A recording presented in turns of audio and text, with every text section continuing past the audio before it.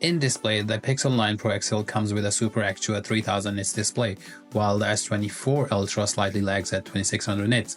However, Samsung strikes back with Gorilla Glass Armor, which is tougher and clearer compared to Google's use of last year's Victus 2. Both offer 120Hz refresh rate, so this department is a draw. In terms of performance, the S24 Ultra is powered by the Snapdragon 8 Gen 3, outpacing the Pixel 9 Pro XL's Tensor G4 by a margin, all due to better sync chips produced by TSMC, which is going to be the case with next-gen Tensor as well, as Google is moving towards TSMC 2. In Geekbench tests, the S24 Ultra scores significantly better in CPU performance, making it the better choice for power users, a win for S24. Due to an efficient chipset, Samsung's S24 Ultra is likely to outperform Google Pixel 9 Pro XL in terms of battery as well, despite S24 having slightly smaller battery at 5000 mAh when compared to 5060 mAh of Pixel 9 Pro XL, which I think must have been a decision on Google's part to show they have the bigger battery. S24 should take the lead when it comes to performing and multitasking. Cameras are where the Pixel series has traditionally shined, and the Pixel 9 Pro XL is no exception.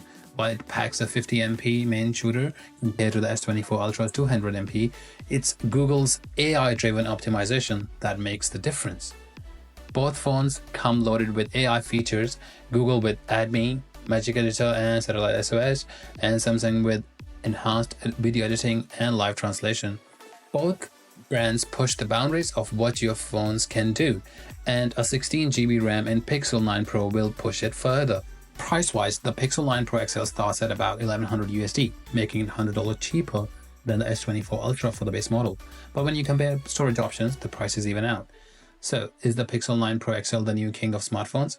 Not quite. While it's a solid upgrade and Google is pushing really hard, for now Samsung's S24 Ultra leads in performance, battery and durability. Once I get my hands on Pixel 9 Pro XL and do some multitasking to push the battery, we will see how good that big battery is going to be.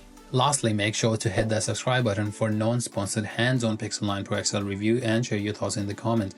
That was a really quick comparison. Keep it short and to the point. Thank you.